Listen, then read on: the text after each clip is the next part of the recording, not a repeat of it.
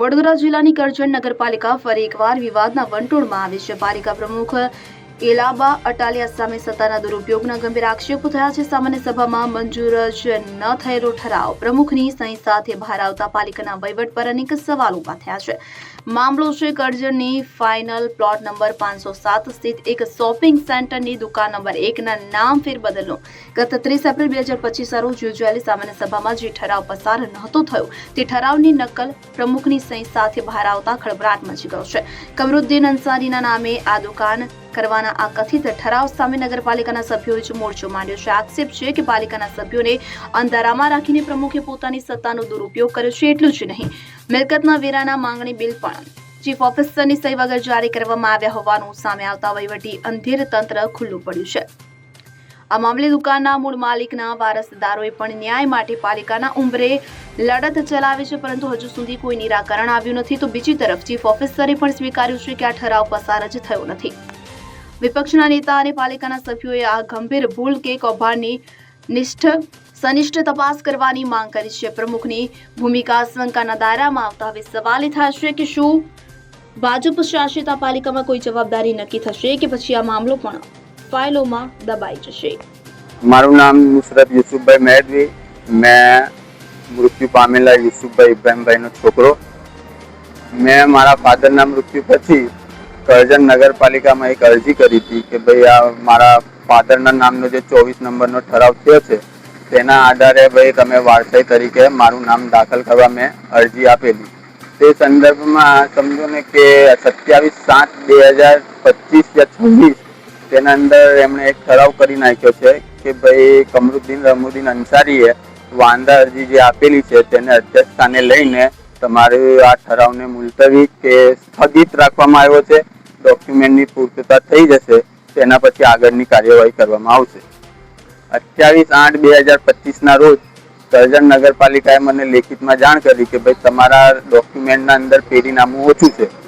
તો પછી મેં 29/8/2025 રોજ પેરીનામું જમા કરાવી દીધું. તે દરમિયાનમાં કમરુદ્દીન રમુદ્દીન અંસારીને નગરપાલિકાએ લેખિતમાં દાખલો લખી આપ્યો કે ભાઈ આજથી તમારે ભાડું ભરવાનું છે. હવે એ ભાડું કેવી રીતે ભરવાનું છે, કોના આધાર પર ભરવાનું છે, અને સમજો કે જે ઠરાવ એમણે જે સ્થગિત મૂક્યો છે, મુલતવી મૂક્યો છે કે કેન્સલ કર્યો છે તે કયા આધાર પર કરેલું છે. એક વાંધા અરજીના આધાર પર ઠરાવ કેન્સલ થઈ શકે છે. સામેવાળાનું પક્ષ મેં મૂકેલું, મેં વાંધા અરજીનો જવાબ આપ્યો, તે છતાં બી મારા પક્ષને ધ્યાનમાં રાખવામાં આવ્યું નથી. અને 28/8 પછી જ્યારે મેં ડોક્યુમેન્ટની પૂર્તતા કરી તેના પછીથી કોઈ કાર્યવાહી કરવામાં આવી નથી. તે સંદર્ભમાં મેં CMO પોર્ટલ પર, પછી તાલુકા લેવલ પર, ડિસ્ટ્રિક્ટ લેવલ પર ફરિયાદ કરી હતી. તેના સંદર્ભમાં નગરપાલિકાએ મને જવાબ આપ્યો કે 15 દિવસના અંદર તમને જાણ કરવામાં આવશે. એના પછી સમજો કે કોઈ જાણ કરવામાં ના આવી. એના પછી મેં તાલુકા લેવલ પર કરી. તેના અંદર નગરપાલિકાએ લેખિતમાં એવું કીધું કે કારોબારી ચેરમેનને સત્તા સોંપવામાં આવી છે. તેમ છતાં બી આટલા દિવસો વીતી ગયા પછી પણ કોઈ કાર્યવાહી કરવામાં આવી નથી. આ જે દુકાન છે કોની પાસેથી? આ મેં દુકાન કમરુદ્દીન રમુદ્દીન અંસારી પાસેથી લીધી હતી.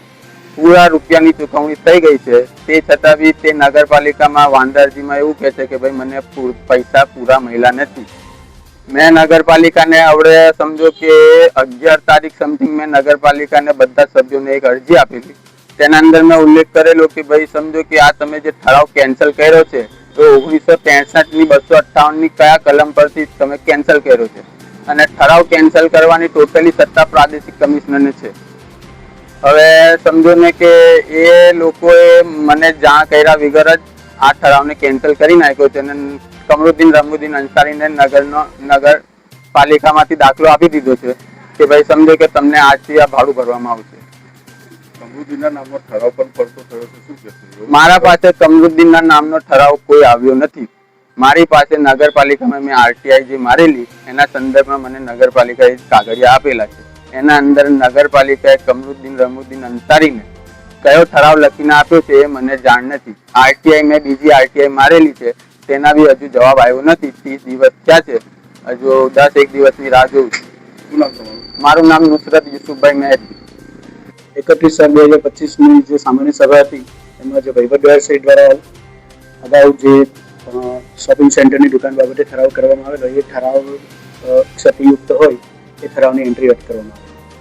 તો સાહેબ અત્યારે જે કમરુદ્દીન પાસે જે ઠરાવ ફરી રહ્યો છે 2031નો એ શું કહેશો? આપ જે અરજદારનું નામ લો છો એ અરજદારની અરજી અત્યારે મળેલ છે. એનું નિવેદન લઈને એની સાથે જે એને પુરાવા રજૂ કર્યા છે એ પ્રમાણે અમે તપાસ કરીશું આગળની. અત્યારે જે ઠરાવ સાહેબ કમરુદ્દીનના નામનો જે ફરી રહ્યો છે 31/7/2025 અને એમાં પ્રમુખ સ્થાનેથી પ્રમુખની સહી પણ છે અને ઠરાવ બુકમાં જોતા એ ઠરાવ એ નંબર ઉપર ઠરાવ છે શું કહેશો એ બાબતે? 31/7/25ના એવું કોઈ ઠરાવ કમરુદ્દીને જે અરજી રજૂ કરી છે એમાં જે કંઈ ઠરાવ કે એને પુરાવા રજૂ કર્યા છે બાબતને એનું નિવેદન લઈને જ આગળ કાર્યવાહી કરીશું. Bureau report CN24 news. હવે જુઓ દેશ દુનિયાની તમામ ખબરો તમારી આંગળીના ટેરવે. ઉઠાવો મોબાઈલ અને Google Play Store પરથી ડાઉનલોડ કરો અમારી CN24 ન્યૂઝ મોબાઈલ એપ.